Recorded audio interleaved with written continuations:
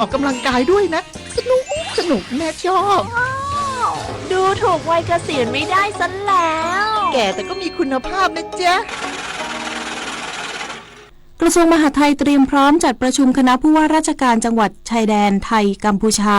วันที่ 24 ตุลาคมนี้มุ่งกระชับสัมพันธ์จังหวัดชายแดน2ประเทศนางสาวไตรสุรีไตรสรณกุลโฆษกกระทรวงมหาดไทยเปิดเผยว่าในวันที่ 24 ตุลาคมที่จะถึงนี้จะมีการประชุมคณะผู้ว่าราชการจังหวัดชายแดนไทยกัมพูชาครั้งที่ 8 โดยมีนายอนุทินชาญวีรกูลรองนายกรัฐมนตรีและรัฐมนตรีว่าการกระทรวงมหาดไทยและคณะท่านอภิสันติบัณฑิตป.ศกภารองนายกรัฐมนตรีและรัฐมนตรีว่าการกระทรวงมหาดไทยแห่งราชอาณาจักรกัมพูชาเป็นประธานร่วมณกรุงพนมเปญราชอาณาจักรกัมพูชาโดยจะมีคณะผู้แทนฝ่ายไทยมาจากหน่วยงานต่างๆประกอบด้วยกระทรวงมหาดไทยกระทรวงการต่างประเทศกระทรวงกลาโหมกองบัญชาการกองทัพไทยกองทัพบกสำนักงานตำรวจแห่งชาติสำนักงานสภาความมั่นคงแห่งชาติกระทรวงแรงงานกระทรวงการท่องเที่ยวและกีฬากระทรวงทรัพยากรและสิ่งแวดล้อมและคณะผู้บริหารจากจังหวัดชายแดนไทยกัมพูชาจำนวน7จังหวัดได้แก่จังหวัดตราดจันทบุรีบุรีรัมย์ศรีสะเกษสระแก้วสุรินทร์และอุบลราชธานีเข้าร่วมด้วยสัพพวีศิริบูรณ์รายงานกระทรวงพาณิชย์ขับเคลื่อนโครงการฟื้นฟูเศรษฐกิจดึงผู้ประกอบการรายใหญ่ลดค่าเช่าพื้นที่ช่วยรายย่อยพร้อมนำสินค้าลดราคากว่า 8,000 รายการช่วยลดราคาสินค้าค่าครองชีพประชาชนนายวิทยากรมณีเนตรผู้ตรวจราชการกระทรวงพาณิชย์และโฆษกกระทรวงพาณิชย์เปิดเผยว่าตามที่รัฐบาลได้ดำเนินโครงการฟื้นฟูเศรษฐกิจซึ่งกระทรวงพาณิชย์ได้จัดทำโครงการดังกล่าวเพื่อดูแลผู้ประกอบการรายเล็กรายย่อยโดยสนับสนุนพื้นที่จำหน่ายสินค้าให้รายย่อยเกษตรกรและผู้ประกอบการและร่วมมือกับผู้ผลิตผู้ประกอบการในการจัดโปรโมชั่นลดราคาสินค้าเพื่อลดภาระค่าครองชีพให้กับประชาชนซึ่งผู้ประกอบการรายใหญ่ๆต่างให้ความร่วมมือเป็นอย่างดีล่าสุดได้ลงพื้นที่เพื่อติดตามผลการดำเนินโครงการฟื้นฟูเศรษฐกิจณห้างโลตัสสาขาศรีนครินทร์กรุงเทพมหานครได้รับการยืนยันจากผู้ประกอบการนำสินค้ามาร่วมลดราคาทั้งสินค้าอุปโภคและบริโภคมากกว่า 8,000 รายการส่วนพื้นที่ต่างจังหวัดสำนักงานพาณิชย์จังหวัดทั่วประเทศได้มีการจัดตลาดนัดพาณิชย์เปิดพื้นที่ให้เกษตรกรผู้ประกอบการรายย่อยผู้ประกอบการชุมชนนำสินค้ามาจำหน่ายและมีการจัดต่อเนื่องกว่า 1,300 แห่งเอกวินกากะนิกรายงานรัฐมนตรีว่าการกระทรวงการท่องเที่ยวและกีฬาระบุการท่องเที่ยวไทยขยับตัวสูงขึ้นจากการเข้าสู่ฤดูการท่องเที่ยวของภูมิภาคยุโรปและภูมิภาคอเมริกาขณะที่นักท่องเที่ยวกลุ่มตลาดระยะใกล้หดตัวลงนายสรวงศ์เทียนทองรัฐมนตรีว่าการกระทรวงการท่องเที่ยวและกีฬาเปิดเผยถึงจำนวนนักท่องเที่ยวระหว่างวันที่ 14 ถึง 20 ตุลาคมที่ผ่านมามีนักท่องเที่ยวกลุ่มตลาดระยะไกล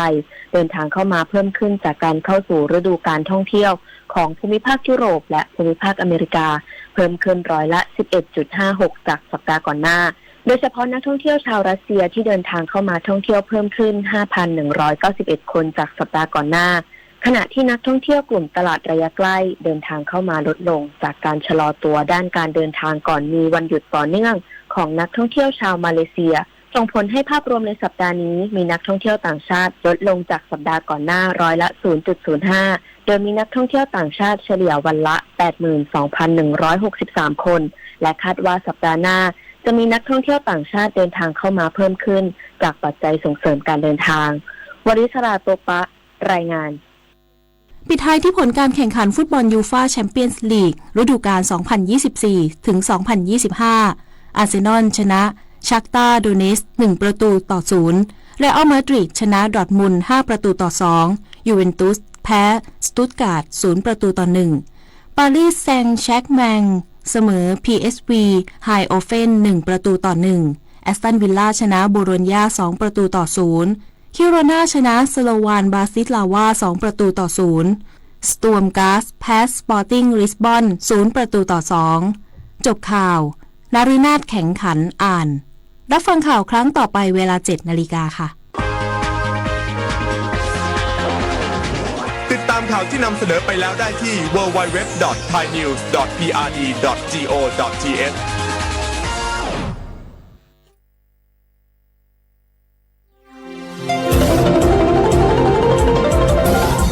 With ประเทศไทยให้ความรู้กู้ความสุข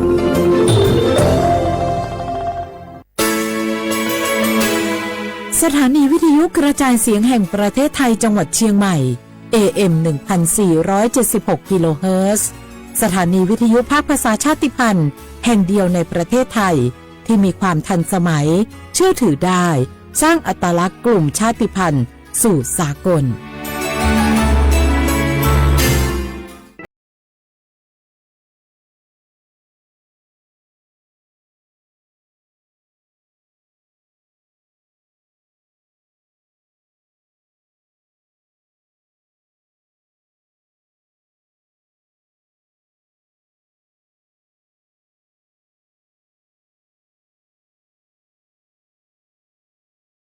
คือน้ำ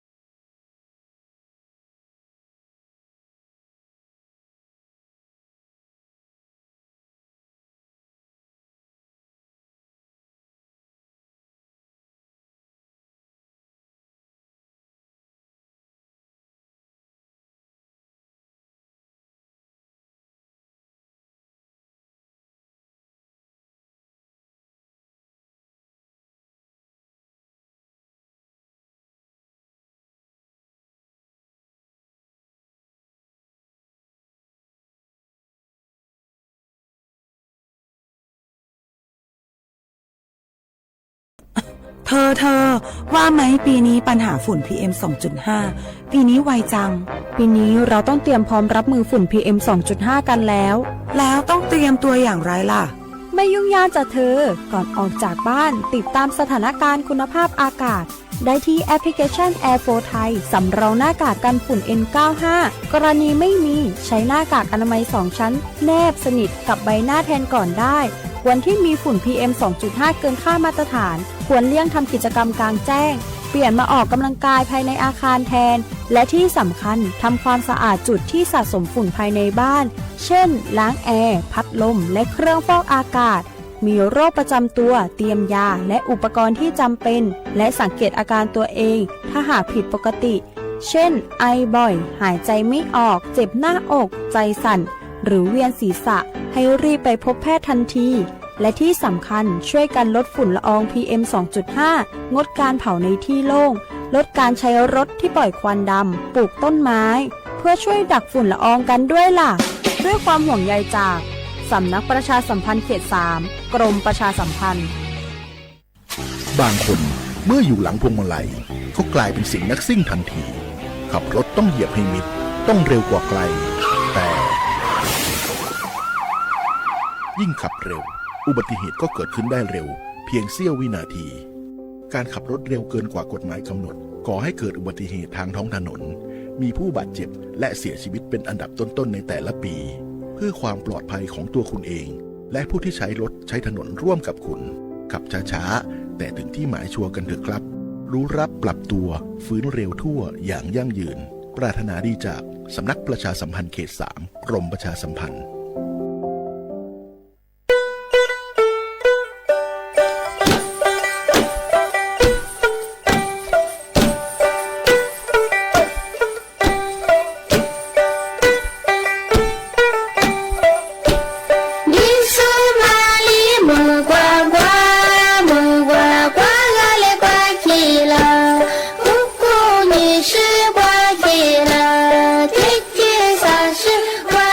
啦。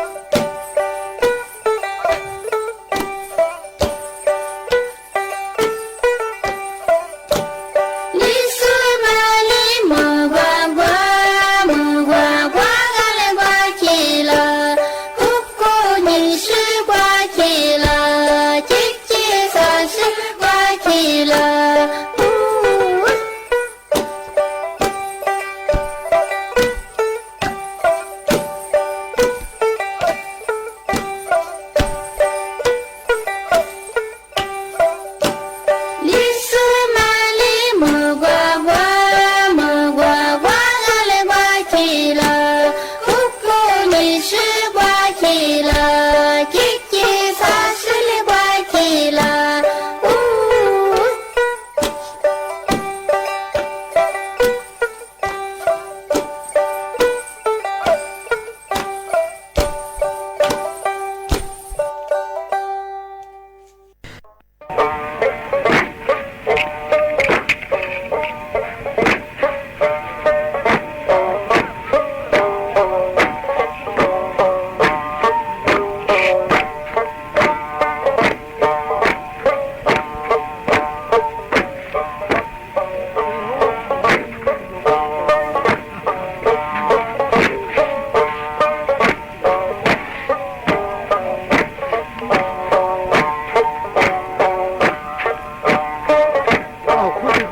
Lo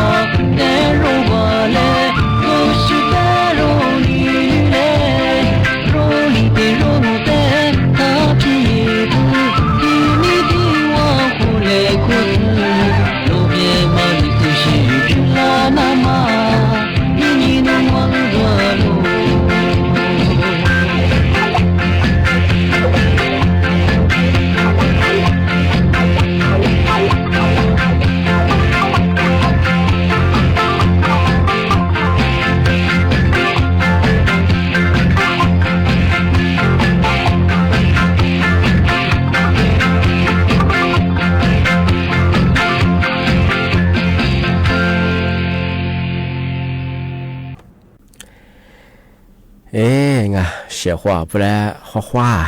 你呢？从没欢迎节目啊！我历史我都知道话不了好啊！我历史我ประกาศกูงปัญญาธาจิมางาปัจจุบันแนวดางาสถานีวิทยุกระจายเสียงแห่งประเทศไทยจังหวัดเชียงใหม่ที่เลบ้างที่ยังว่าวิทยุโดนมันจะเฮยีระบบยา AM ยี่ความถี่งบเฮที่ตัวลิฮาชิสโชกว่าโจยาเฮดลางเนี่ยชมว่านี่เจโมแต่ว่าที่โมเราไม่เฮนี่มุว่านี่สามโมที่นี่มาเฮนี่หัวดวงนะที่นี่ว่านี่น่ะเนี่ยจัง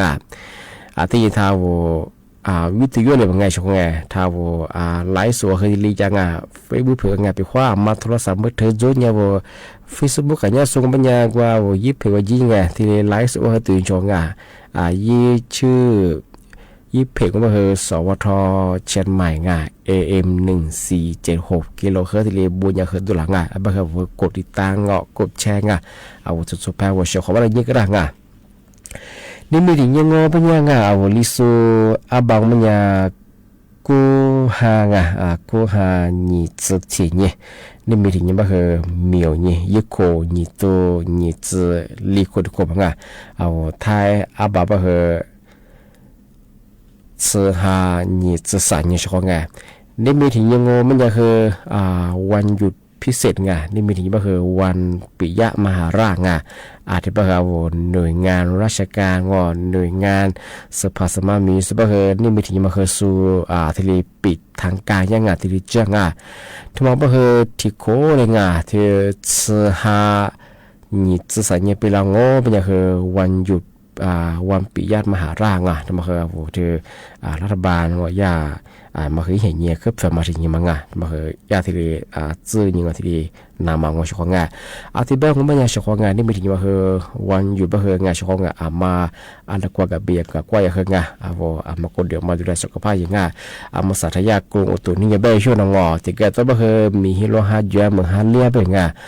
โลชิโซโลยูโซไม่ยัง โลเชเฮงอหมดแต่ชื่อการชื่อแล้วก็แต่กับกูจุยงาแต่ก็ตัวบ่เฮจ้า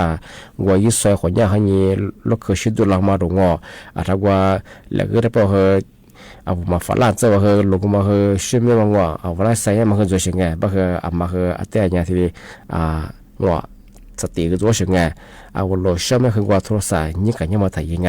เอามาสัญญากฎหมายใหม่ตัวเราที่ยังไงที่กฎหมายจราจรไงล่าสุดปี2567ไงยาแบบคือเธอระหว่างขับรถไงเอาโลเชียจะว่าโทรศัพท์นี่กันยังชอบบ่เฮอันนี้บ่เฮยังว่าเห็นบัตรสักโคตรเสียงไงเมื่อสามเฮลีตุบัตรสักโคตรเสียงไงโอ้ขึ้นอย่างที่แบบมันยังเสียงไงนุปีความนุโลชั่นโทรศัพท์มาเชื่อมาดังโอ้มันยังยาแบบคือต้องใช้อุปกรณ์เสริมไงอุปกรณ์เสริมมันยังคืออะไรสิจ้างว่ายี่วุฒิมาเป็นคือหูฟังไงข้าวหน้านับปนหนักว่าว่าโทรศัพท์การยิ่งชนะเสียงไงยี่มาถึงบ้านมันยังนึกว่าบ่หอเอาโลรุ่นใหม่มันยังว่าเอาโทรศัพท์เจโลคนได้ยากกว่ามันกว่าฟูกงอีกเครื่องเสียงมันคือบลูทูธมันว่าทีนี้เชื่อต่อกันได้เสียงไงทีนี้เชื่อต่อเนี่ยคืออยู่ไงสร้างมาถึงบ้านมันยังคือนูบลูทูธของมันโจนูหูฟังหมดจะว่าเฮินกว่าโทรศัพท์ยิ่งหนีดูงอสุดโทรศัพท์อยู่ดูงว่าหลัวกื้อเหนียวมั้งกว่าอยู่ยันโนลำพมฝรั่งที่พวกวันละแผ่นยี่ป้ามาคือโลชีงบปกครองที่ชุนน่าเสียของไงที่เลี้ยบเบอร์ในฟุตบอลมากุยเสียงไงปีขวานโน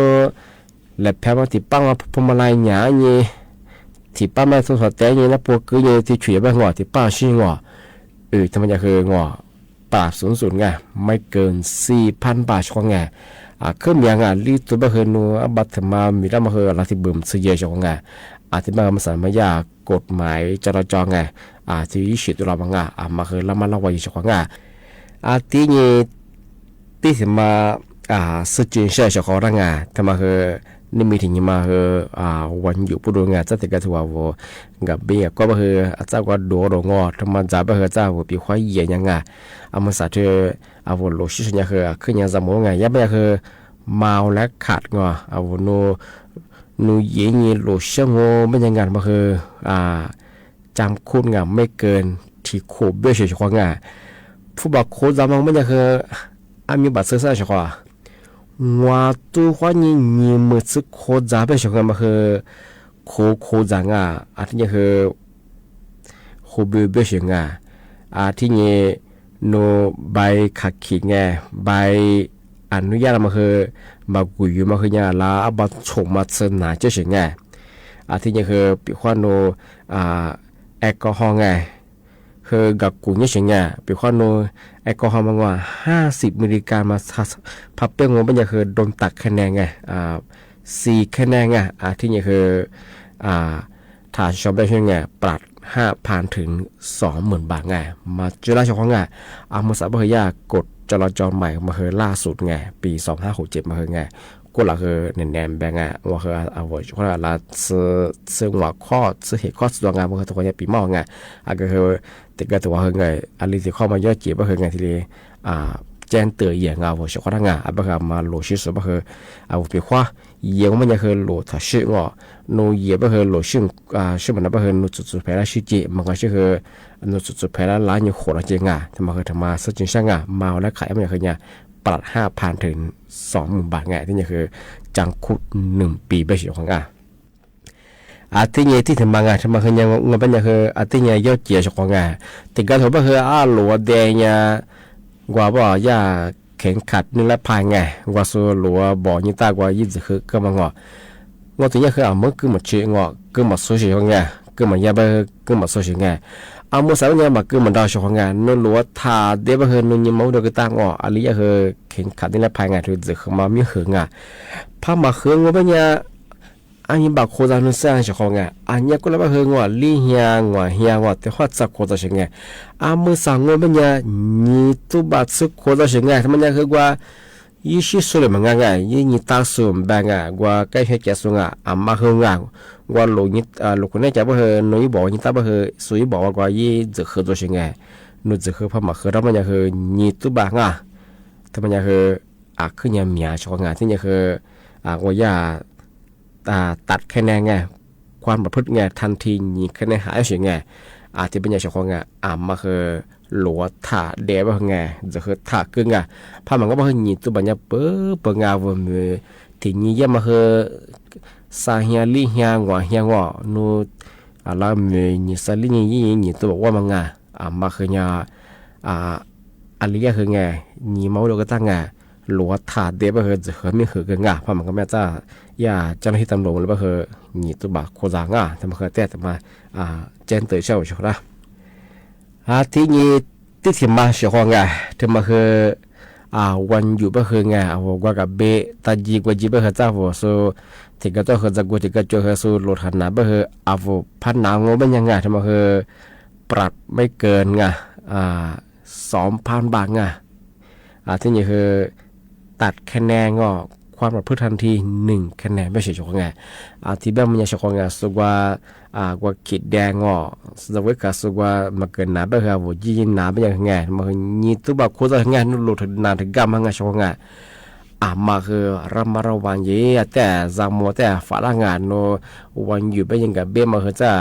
ไม่เหมาะกับเบี้ยงอขอจะเป็นหมอเตอร์กับโหลสุดทันหนาไปยินหนาบ้างไงพวกเบื่อว่าสุโคจามาคือยีตัวแบบสุโคจางที่เป็นยาโวโลชิโซไม่ยังคือไงมาคือที่ยังกับตัวยิงว่าโซโลทันหนาไปคือยีนหนามาคือถ่ายยิงพวกพันหนาไปคือแต่กับตัวยิงลูกวันหนาหนังมันทำมังมาสับสุยากดจราจรมาคือจัวเชิงมาคือที่ยังที่เลยขอโลยิงคือทันตายว่างที่เป็นยามกว่าที่ขวานานาช่วยงาทำมกว่านานากันยปกขวาที่ขวาช่วยเหลือขวางที่ดีสุดจริงช่อง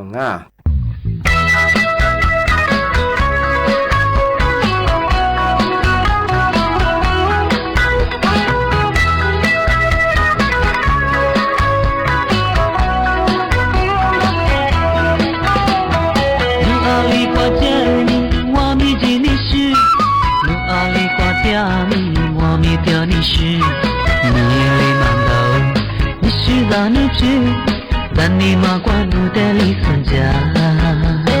路基路的里就在孙家路，路基路的里就在你关路，一木门头，我就在沙路，让你马关路的里孙家。是在这浪啊你你是么的嘞？你是苦来光的就在个冷漠，这个基路的我就在你妈妈。是么了？你花几天了？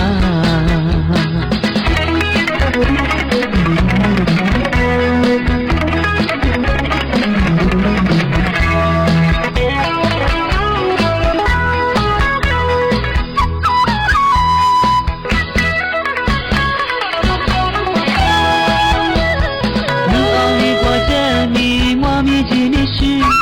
你阿里瓜家米，我米家你是。你是哪路去？让你马关路的里孙家，路基路的里就在孙家路，路基路的里就在你关路，一路马头，我就绕沙路，让你马关路的里孙家。阿个几次光明，你是么的嘞？也是苦来光明，就在个冷漠。在你妈妈，你是么了？你花几天了？是在这浪那米，你是么的嘞？也是苦来光明，就在海边摸。这个记录的，我就在孙家嘛。你是么了？你花几天了？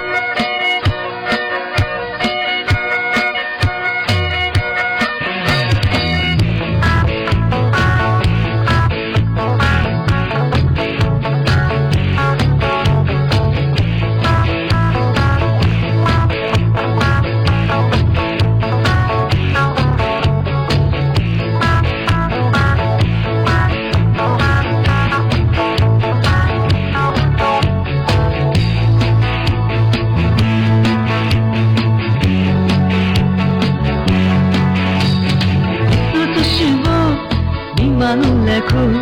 你是俺妈一丝泪流，你是我的柔光大刺，我和疲惫都只来离走，你是一年多，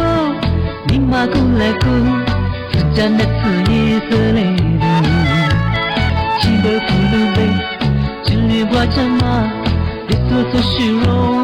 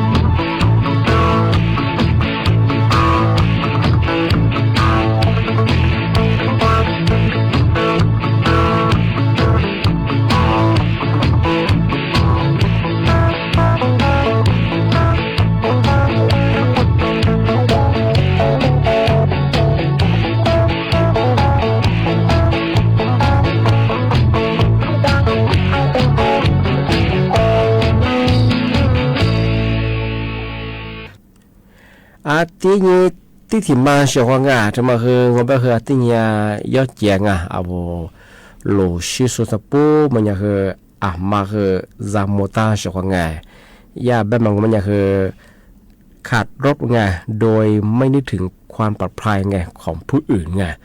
นูโลเชบคือนูสมิซาคือมาสว่างนูลิเชนูลิยีเชยกูติดมาคือนูตัวเล็กอยู่เหมือนกันมาคืออยู่เฉยๆที่แบบคือนูโลเชบคือนูสมิซาพามาสว่างมันยังยิ่งมีความผิดที่นี่คือมีโทษสูงแบบคือปาดผู้บอกคนจะมาหึงว่าตัวคนนี้มือบัดซึกคนจะเฉยๆที่นี่โดนตัดคะแนนความประพฤติทันทีลีคะแนนที่เรียกโคจาเป็นโนลูชงอเป็นผู้เกี่ยเชื่อมสุมิสามาสว่างที่ยังกว่าบ่หอความปลอดภัยทั้งหมดมาสว่างอะไรที่จะเกิดแล้วมาดูจะเป็นนึกที่เรียกไปเยอะบ่นี่ตัวบอกว่านี่ตัวจุดว่าตัวว่านี่มือบัดที่เรียกโคจาเป็นที่เป็นว่าโลชิสุโลยุสุงเป็นโลชิ就是努力学务你不给嘛我是他是过里过来也不咋说了远他们是没啥怕嘛ซ้อมมันมีซ่าซ้อนยัง努力ลิเชื่อจะกูเลยลินจะเยอะๆทำไมอุบัติเหตุเกิดแล้วยังแต่หนูคนนี้แล้วโคจรมาตัวคนนี้มุบัตสังที่เป็นชอบโลใช่ปะสุมิซ่าดูจานี่สื่อจะกูถึงจะมาเอาเลยอยู่มันชอบจะกูจุบสถานะส่วนตัวมันชอบโลใช่ปะจูชื่อแล้วก็มุติชื่อแก่ชื่อกูตัวยังมันโนโลเชื่อผู้กิจเชื่อเป็นยังเธอชงแบบหัวดังสุภาพโคจรตัวเขายิมบัดสังทำไมคือยอดแจงโลชิสุดที่ทำมาแจ้งเตือนทำมาสื่อจิตใจคนนั้นที่ถึงมาไม่ใช่ความมาแบบที่ยอดแจงโลอยู่สูงมันติดก็ถือว่าคือหมวกว่าจะบอกย่าโหลดพยาบาลลงว่ารถฉุกเฉินสุกว่าโหลดเต้นเนี่ยได้หนามังว่าสุนาสุดาถูเนี่ยคุยกับมังโหลดคือคุยยาโหลดรถฉุกเฉินมาพามาจ้างไม่ใช่ชงทำไมย่าผู้บอกควรจะมางัวตุงัวเฮียงัวเฮียควานี่คือที่ตัวบาดสังที่นี่คือแบบน่าจะว่าพูดดูสุยาโรงพยาบาลโหลดกว่าฉุกเฉินมาพามาจ้างมาจ้างยังเฮลัดโซเชื่อจะไปเห็นมาคือช่วยแบบชงที่บ้านเนี่ยชงมาอยากให้ยังจังปีว่าโนจะกูอลินจุมาจากแบบน่าอลินยังมาโนพัชจงมันยังโซโลกว่าโรงพยาบาลเต้าแนวลาวเอาพาไปจำว่าโนมีจ้างที่เรียกว่าโนมาพี่ปีว่าโนไปจ่ายเงินไปซื้อมาจ้างสุกว่าจะเป็นถึงว่ากายที่เรียกว่าหลักโซว่าลูกคนนี้ย่าลบฉุกเฉินคนนี้จะโซเชื่อสปากเรียกว่าโนมีความผิดว่าแบบไงชงที่แบบไงชงมาปีว่ารถพยาบาลว่ามันก็คือรถฉุกเฉินจะฉีดพันลาวว่ามีจ้างที่บ้านก็ไม่ใช่ชงนี่เนี่ยคือในปีมาคือที่เรียจงนี่มีถึงว่าคือวันหยุดมาแล้วก็กับเบียร์กับกว่าคือด้วยคือโลเชบจูชิโลชิสุเตวันตั้งใจที่นี่คือมือซื้อถั่วมันคือจะก็จะบาดแต่ควันหนาแต่ยิ่งมือสนับเทียบแบบวันที่ว่าแต่มือมันก็คือกาแฟแต่ขวดโดพิมพ์แต่ขวดสึงที่นี่ก็คือจะก็จะบอกว่าอุบัติเหตุมาคือยังมันจุดเฉยๆพามันก็ไปคือโนยิ่งมือซื้อถั่วคือโลคือเชื่อมันจะปีเชื่อมันมาปีมันจะมาที่ไทยเยมาคือคือนึกถึงความปลอดภัยมาคือก็เทียบลายเจชกปีความที่มันยิ่งคือจะโนอะไรจะเกิดอะไรขึ้นโลเชื่อจะจะบอกโลพอยโลเบียจะสุดยอดสุดเชื่อขึ้นเมื่อมาเปียกยิ่งมาสร้างโลอยู่โลเชื่อสุดคือส่วนใหญ่เรามาละว่าเยอะชกที่เป็นยังจะที่มุลนี่มั่วควานี่คือสามมั่วตัวความมุลควาที่เป็นคือว่าเชื่อว่าท่านนาสุดที่ว่าเลยตัวแต่คือบุ๋มข้อความสวัสดีครับ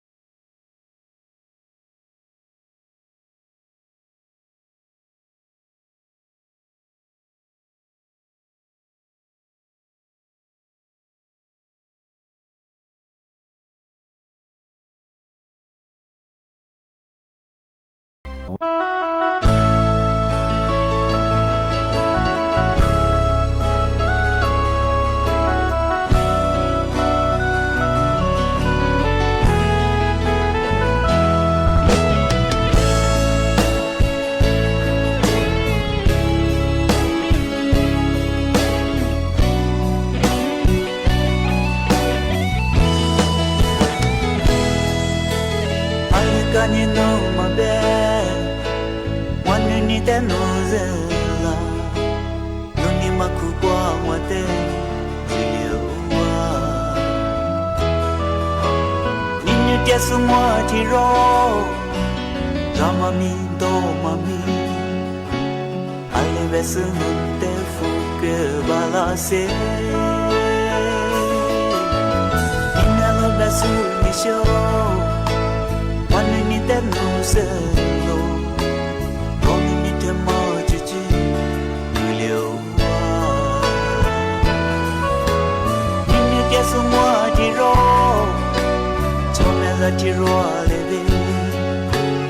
Alebe senu te mile gidase Mile ke madao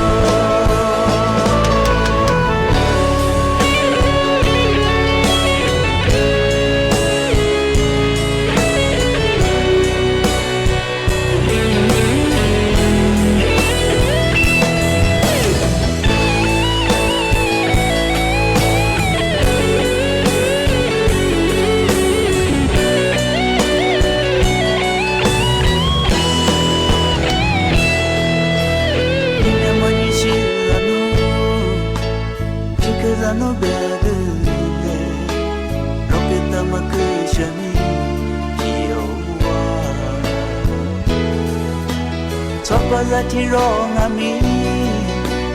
Yalizetsilalo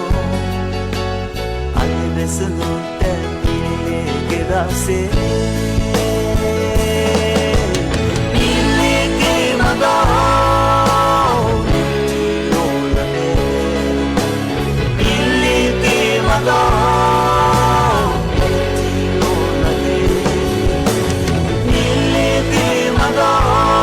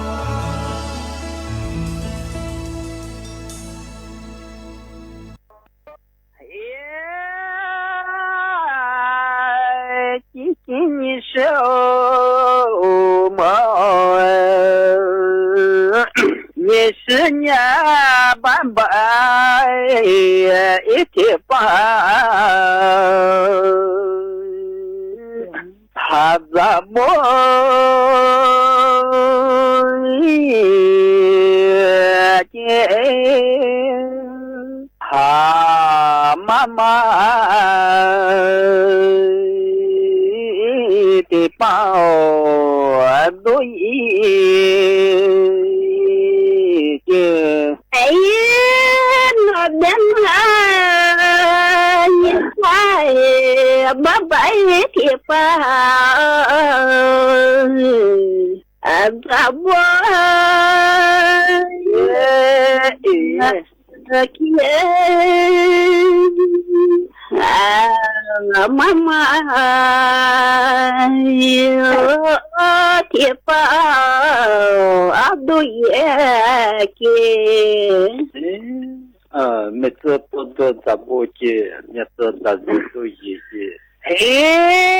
ta sư chỉ kêu như sư mẹ mà nhà mưa thôi ép đồ ra bố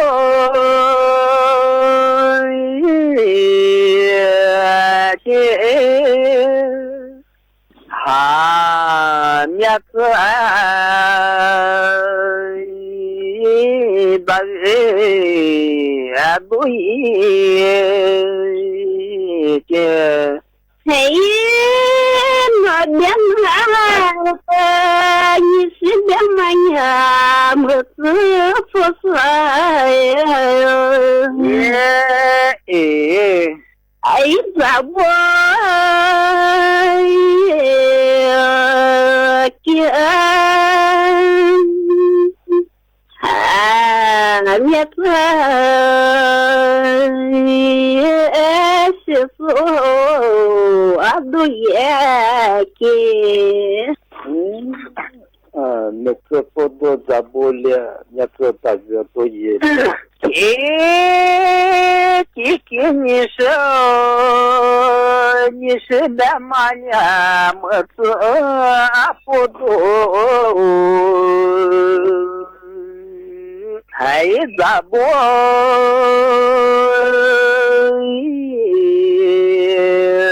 lia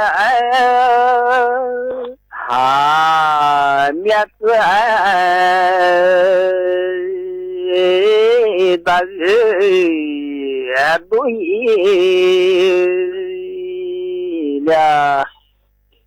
như nó đem như xin nhà mật phá sao ấy sao bố lia mẹ tôi sư phụ đôi lia như sư phụ như nuông ấy ngoa vô mà nhà nó phố bảo ý thiệt tha đế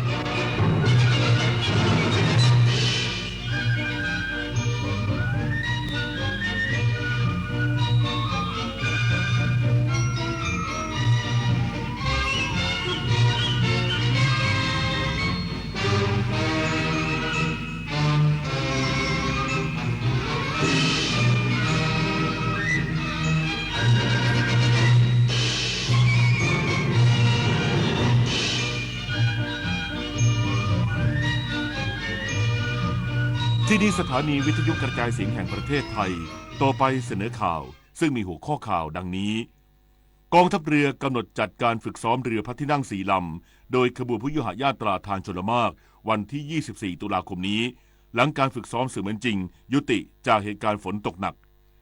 สปช.คาดว่าจะคืนพื้นที่จังหวัดเชียงรายและเชียงใหม่หลังการฟื้นฟูได้วันที่27 ตุลาคมนี้ ก่อนเตรียมพร้อมรับเทศกาลท่องเที่ยวในช่วงฤดูหนาวต่อไปกลุ่มฮิซบอลเลาะห์ในเลบานอนยืนกรานจะไม่มีการเจรจาหยุดยิงระหว่างที่การสู้รบกับอิสราเอลยังคงดำเนินไปฟุตบอล AFC Champions League บุรีรัมย์ยูไนเต็ดชนะโปฮังสตีลเลอร์สจากเกาหลีใต้มี7แต้มขยับไปเป็นรองจ่าฝูงต่อไปเป็นรายละเอียดของข่าวสารคดีเฉลิมพระเกียรติชุดประชาราษฎร์สดุดีสิ่งสำคัญประการหนึ่งของขบวนพยุหญาตราทางชลมารคือการเฮเรือเป็นการให้จังหวะแก่ฝีพายตามจังหวะทำนองการร้องเพื่อบังคับให้เรือแล่นไปอย่างเป็นระเบียบสวยงามและพร้อมเพรียงกันทำนองที่ใช้ในการเฮเรือมี3ทำนองคือชาลาวะเฮมูลเฮและสวะเฮคำประพันธ์สำหรับใช้เป็นแบบอย่างของบทเฮเรือคือกาบเฮเรือบทพระนิพนธ์เจ้าฟ้าธรรมาธิเบศรชัยเชษฐ์สุริยวงศ์หรือเจ้าฟ้ากุ้งสมัยอยุธยาตอนปลายในสมัยรัตนโกสินทร์ปรากฏหลักฐานการนำบทเฮเรือทั้งที่มีมาแต่เดิมและประพันธ์ขึ้นใหม่เนื่องในการพระราชพิธีต่างๆสืบมาในการพระราชพิธีทรงบำเพ็ญพระราชกุศลถวายผ้าพระกฐินณวัดอรุณราชวราราม ราชวรมหาวิหารในวันอาทิตย์ที่ 27 ตุลาคมนี้กาบเฮเรือขบวนพยุหญาตราทางชลมารประพันธ์โดยพลเรือตรีทองย้อยแสงสินชัยประกอบด้วยบทที่1สรรเสริญพระบารมีบทที่2ชมเรือกระบวนบทที่3บุญกฐินและบทที่4ชมเมืองนับได้ว่าขบวนพยุหญาตราทางชลมารนี้กอบไปด้วยศิลปะในท่วงท่าการพายเรืออย่างพร้อมเพรียงสง่างามตลอดจนศิลปะในการประพันธ์การร้องบทเฮที่มีถ้อยคำและท่วงทำนองอันไพเราะก้องกังวานสะท้อนภาพวัฒนธรรมอันงดงามที่สืบเนื่องมาจากอดีตถึงปัจจุบันสมัยถือเป็นมรดกวัฒนธรรมอันล้ำค่าของแผ่นดินไทยหมายกำหนดการพระราชพิธีทรงบำเพ็ญพระราชกุศลวันปิยมหาราชพุทธศักราช 2567 เลขาธิการพระราชวังรับพระบรมราชโองการเหนือเกล้าเหนือกระหม่อมสั่งว่าการพระราชพิธีทรงบำเพ็ญพระราชกุศลทักษิณานุปทานในวันปิยมหาราชซึ่งเป็นวันคล้ายวันสวรรคตพระบาทสมเด็จพระจุลจอมเกล้าเจ้าอยู่หัวทรงพระกรุณาโปรดเกล้าโปรดกระหม่อมดังนี้วันพุธที่ 23 ตุลาคม 2567 พระบาทสมเด็จพระเจ้าอยู่หัวและสมเด็จพระนางเจ้าพระบรมราชินีเสด็จพระราชดำเนินโดยรถยนต์พระที่นั่งจากพระที่นั่งอภรสถานพระราชวังดุสิตไปยังพระบรมราชานุสรณ์พระลานพระราชวังดุสิตเวลา 17 นาฬิกาทรงวางพวงมาลาแล้วทรงจุดธูปเทียนเครื่องราชสักการะกราบถวายบังคมพระบรมรูปพระบาทสมเด็จพระจุลจอมเกล้าเจ้าอยู่หัวแล้วเสด็จพระราชดำเนินไปยังพระที่นั่งอมรินทราวินิจฉัยในพระบรมมหาราชวังพระบาทสมเด็จพระเจ้าอยู่หัวทรงจุดธูปเทียนเครื่องนมัสการบูชาพระพุทธรูปประจำพระชนมวาลของพระบรมอัฐิและพระอัฐิแล้วทรงจุดธูปเทียนเครื่องราชสักการะกราบถวายบังคมพระบรมอัฐิพระบาทสมเด็จพระจุลจอมเกล้าเจ้าอยู่หัวพระอัฐิสมเด็จพระศรีพัชรินทราบรมราชินีนาถและสมเด็จพระศรีสเวนทิราบรมราชเทวีพระพานวสายิกาเจ้าตั้งแต่พุทธศักราช 2560 ทรงพระกรุณาโปรดเกล้าโปรดกระหม่อมให้เชิญพระอัฐิสมเด็จพระนางเจ้าสุนันทากุมารีรัตน์พระบรมราชเทวีสมเด็จพระปิตุฉาเจ้าสุกุมารมารสีพระอัครราชเทวีและพระวิมาดาเธอกรมพระสุทธาสินีนาถปิยมหาราชปริวารดาออกประดิษฐานร่วมในการทรงบำเพ็ญพระราชกุศลพระสงฆ์57 รูปสวดพระพุทธมนต์จบแล้วทรงจุดธูปเทียนเครื่องทรงธรรมพระราชาคณะถวายศีลและถวายพระธรรมเทศนากันหนึ่งจบแล้วทรงประเคนจตุปัจจัยทายธรรมบูชากันเทศแล้วทรงทอดผ้าไตรพระสงฆ์ที่สวดพระพุทธมนต์57 รูปและที่ถวายพระธรรมเทศนาสดับประกรณ์ถวายอนุโมทนาถวายอดิเรกถวายพระพรลาเสด็จพระราชดำเนินกลับพระที่นั่งอภรสถานพระราชวังดุสิตการแต่งกายแต่งเครื่องแบบเต็มยศสายสะพายจุลจอมเกล้าผู้เข้าเฝ้า แต่งกายเครื่องแบบเต็มยศสายสะพายจุลจอมเกล้าหรือมงกุฎไทยการนี้ทรงพระกรุณาโปรดเกล้าโปรดกระหม่อมพระราชทานพระบรมราชานุญาตให้พระบรมวงศานุวงศ์ข้าราชการและประชาชนเข้าถวายบังคมสมเด็จพระบุรพมหากษัตริยาธิราชที่ปราสาทพระเทพบิดรตั้งแต่เวลา 8 นาฬิกาถึงเวลา 17 นาฬิกาสำนักพระราชวังวันที่ 8 ตุลาคม พุทธศักราช 2567 เนื่องในวันคล้ายวันสวรรคตของพระบาทสมเด็จพระจุลจอมเกล้าเจ้าอยู่หัว 23 ตุลาคม 2567 สถานีวิทยุกระจายเสียงแห่งประเทศไทยขอเสนอสารคดีเทิดพระเกียรติชุดใต้ร่มพระบารมีจักรีวงศ์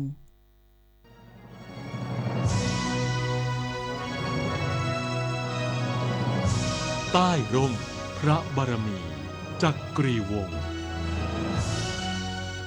พระบาทสมเด็จพระจุลจอมเกล้าเจ้าอยู่หัวรัชกาลที่ 5 ทรงครองสิริราชสมบัติในช่วงปีพุทธศักราช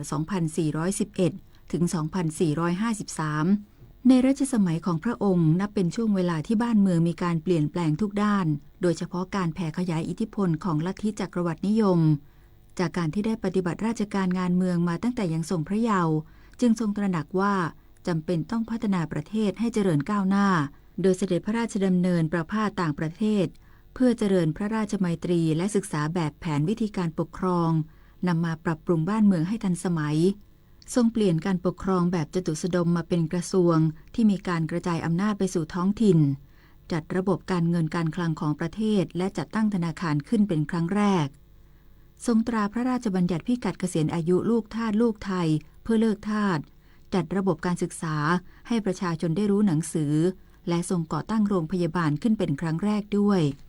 ด้านการคมนาคมโปรดให้สร้างทางรถไฟสายแรกและตัดถนนอีกหลายสายรวมทั้งสร้างสะพานเพื่อสาธารณประโยชน์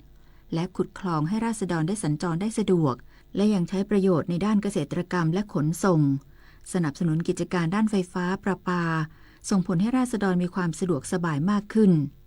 ตลอดระยะเวลา 42 ปีแห่งการดำรงสิริราชสมบัติพระบาทสมเด็จพระจุลจอมเกล้าเจ้าอยู่หัว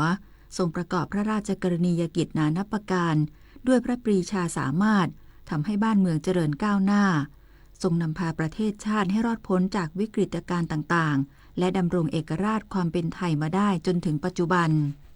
ด้วยพระมหากรุณาธิคุณอันยิ่งใหญ่นี้พระสกนิกรทั้งปวงจึงพร้อมใจกันถวายพระราชสมัญญาสมเด็จพระปิยมหาราชคือพระราชาผู้เป็นที่รักยิ่งแห่งราษฎรเนื่องในโอกาสวันคล้ายวันสวรรคตพระบาทสมเด็จพระจุลจอมเกล้าเจ้าอยู่หัวในวันนี้พระสกนิกรชาวไทยต่างน้อมรำลึกในพระมหากรุณาธิคุณอย่างหาที่สุดมิได้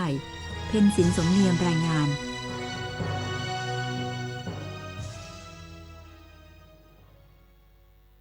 กองทัพเรือกำหนดจัดการฝึกซ้อมเรือพระที่นั่ง4 ลำในพระราชพิธีเสด็จพระราชดำเนินไปทรงบำเพ็ญพระราชกุศลถวายผ้าพระกฐินโดยขบวนพุทธญาตราทานชลมารวันที่ 24 ตุลาคมนี้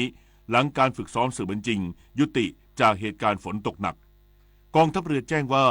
จากที่เมื่อวานนี้ได้จัดให้มีการซ้อมเสมือนจริงครั้งที่ 2ในพระราชพิธีเสด็จพระราชดำเนินไปทรงบำเพ็ญพระราชกุศลถวายผ้าพระกฐินโดยขบวนพุทธญาตราทางชลมารณวัดอรุณราชวรารามราชวรมหาวิหารแต่ได้เกิดฝนตกหนักลักษณะเรนบอมทำให้ต้องยุติการฝึกซ้อมเพื่อความปลอดภัยของกำลังพลในเรือและเรือพระราชพิธีจึงจะมีการฝึกซ้อมเก็บความเรียบร้อยของเรือพระที่นั่ง4 ลำได้แก่เรือพระที่นั่งสุพรรณหงษ์เรือพระที่นั่งนารายณ์ทรงสุบรรณรัชกาลที่ 9เรือพระที่นั่งอนันตนาคราชเรือพระที่นั่งอเนกชาติผู้ชงและเรือแตงโมในวันที่ 24 ตุลาคมนี้โดยใช้เส้นทางการฝึกซ้อมระหว่างวัดระฆังโคสิตารามวรมหาวิหารถึงป้อมวิชัยประสิทธิ์ระหว่างเวลา 12 นาฬิกาถึง 15 นาฬิกาโดยประชาชนสามารถชมการซ้อมครั้งนี้ได้ซึ่งกรมเจ้าท่าจะทำการควบคุมการจราจรทางน้ำในแม่น้ำเจ้าพระยาในช่วงเวลาและพื้นที่ที่กำหนดส่วนเรือข้ามฟากที่อยู่นอกพื้นที่ปฏิบัติการสามารถสัญจรได้ตามปกติ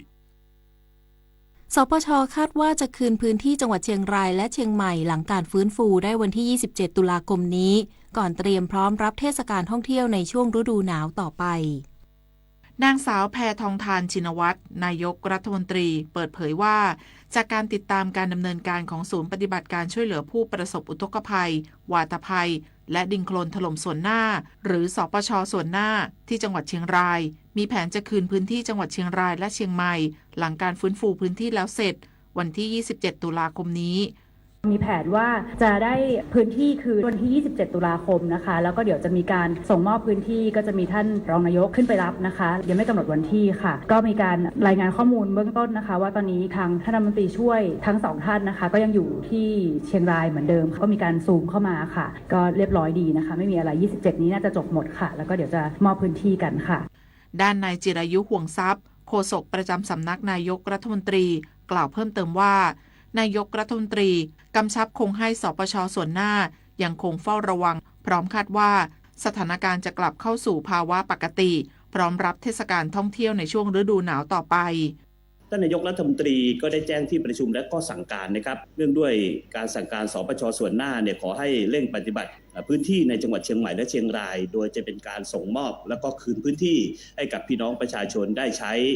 ชีวิตประจำวันเป็นไปตามปกตินะครับในวันที่ 27 ตุลาคมที่จะถึงนี้นะครับแล้วก็พร้อมที่จะรับเทศกาลหน้าหนาวซึ่งถือว่าเป็นไฮซีซั่นของประเทศไทยในภาคเหนือนะครับทั้งนี้นายกรัฐมนตรีสั่งการเพิ่มเติมในเรื่องการเยียวยาฟื้นฟูชีวิตฟื้นฟูรายได้รวมถึงเศรษฐกิจของผู้ประสบอุทกภัยกว่า50จังหวัดทั่วประเทศตามข้อเสนอของกระทรวงการคลังในรูปแบบเงินกู้ดอกเบี้ยต่ำการลดค่าเช่าการช่วยเหลือเกษตรกรและมาตรการลดหย่อนภาษี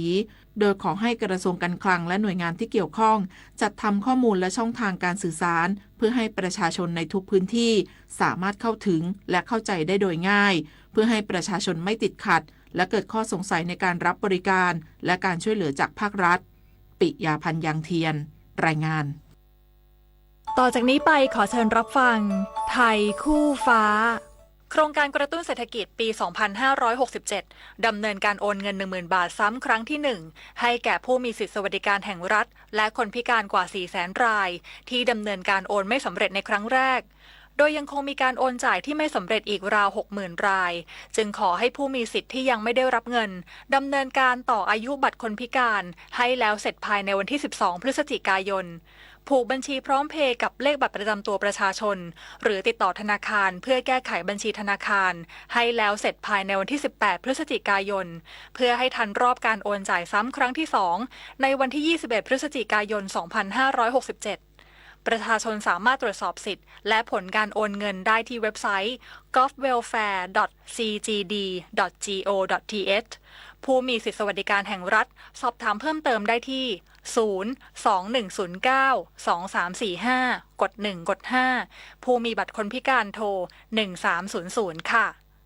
สื่อสารภารกิจรัฐบาลกับสำนักโฆษกสำนักเลขาธิการนายกรัฐมนตรีน้อมถวายบังคมบรมนาถพระปิยมหาราชแห่งชาติสยามทรงพระคุณอุ่นเกล้าเกตทั่วเขตขามเทิดพระนามสถิตมั่นกตัญญูตาน้อมรำลึกในพระมหากรุณาธิคุณข้าพระพุทธเจ้าคณะผู้บริหารราชการและเจ้าหน้าที่สถานีวิทยุกระจายเสียงแห่งประเทศไทยกรมประชาสัมพันธ์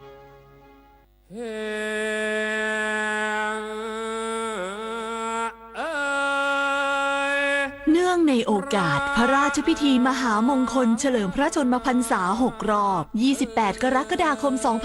2567 ขอเชิญประชาชนเฝ้าทูลละอองธุลีพระบาทรับเสด็จและถวายพระพรชัยมงคลพระบาทสมเด็จ